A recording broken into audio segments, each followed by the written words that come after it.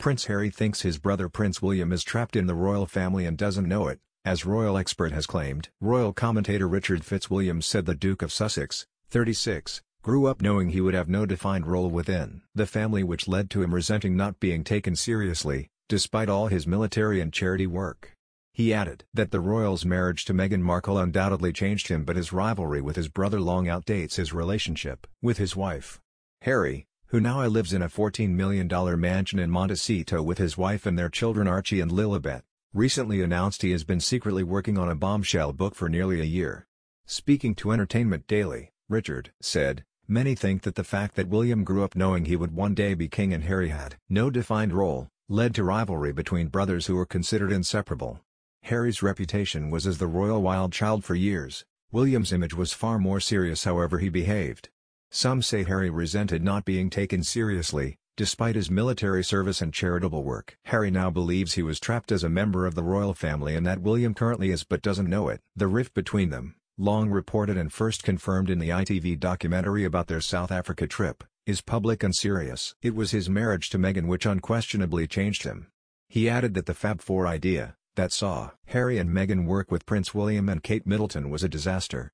The brothers have been separated by a rift that began in March 2019 when William reportedly threw Harry and Meghan out of Kensington Palace over the alleged bullying of staff, with the Sussexes breaking up their joint foundation and setting up a new office at Buckingham Palace. The claims emerged in Robert Lacey's book Battle of Brothers, published before Harry and Meghan went on Oprah to accuse the royal family of racism and claim they were abandoned when the Duchess of Sussex was suicidal and 6 months pregnant.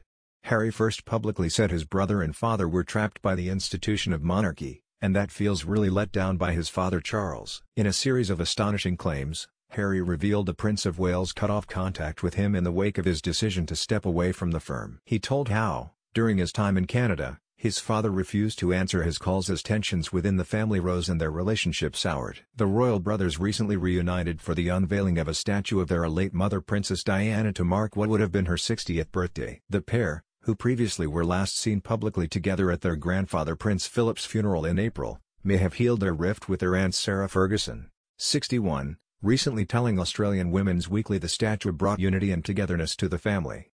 In July, William and Harry reunited with their aunts Lady Sarah McCorquodale, 66, Lady Jane Fellows, 64, and their uncle Charles, Earl Spencer, 57, for an intimate ceremony at Kensington Palace for the highly anticipated statue unveiling. William and Harry put aside their personal differences and stood shoulder to shoulder to unveil the bronze statue of their mother in the sunken garden, which became a place of solace for Diana before her death in 1997.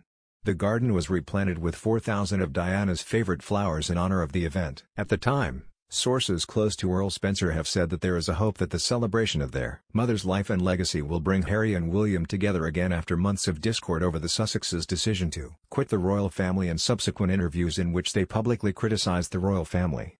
It comes as Prince Harry and Meghan Markle revealed they made a donation to a non-profit organization which is distributing hot meals to hospitals and shelters across Haiti following the devastating earthquake. The Duke and Duchess of Sussex, 40, who are currently living in their £11 million mansion in California, donated to the World Central Kitchen, WCK, via their Archul Foundation.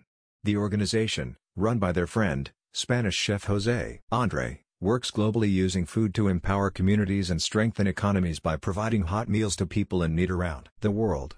José is a personal friend of the Sussexes, as well as appearing on the first episode of the couple's podcast, alongside other prolific figures like Sir Elton John. The chef took part in Meghan Markle's recent birthday campaign. Called 40 by 40, the initiative called on 40 of her friends to give 40 minutes of their time to help mentor women who lost their jobs due to COVID. News of the latest donation follows a recent statement Prince Harry and Meghan posted on their website, describing the world as fragile right now due to the earthquake in Haiti, as well as other major events, including the current situation in Afghanistan.